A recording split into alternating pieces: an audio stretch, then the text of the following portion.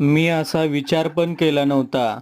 माझ्या चिवचं अंत्यसंस्कार मी माझ्या हाताने करेल. आज हिच्यामुळेच माझा एवढा मोठा पोल्ट्री फार्म उभा राहिला.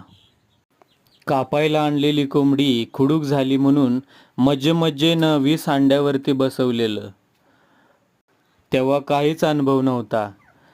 पण 20च्या 20 पिल्ले तू काढून दिलीस. ही गेलं महिना झाला आजारी होती.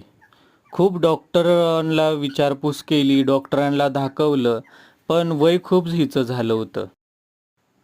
खूप लोक बोलत होती, आजारी कोंबडे विकून टाका. पण मी एक निश्चय केलाय, एकही कोंबडीला कापायला कशालाच विकायचं नाही. फक्त अंड्याचं प्रोडक्शन घ्यायचं. कोंबड्या म्हाताऱ्याहून आपल्या दारातच मेल्या तर चालतील, पण त्यांना कधीच विकायचं नाही.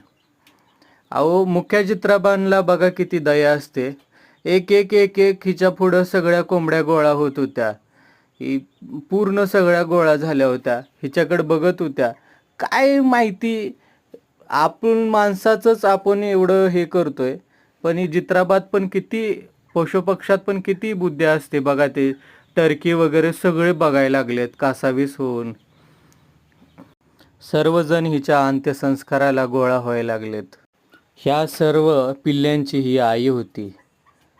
आज त्यांचं मायेचं छत्र त्यांच्यापासून हिरावलेलं आहे.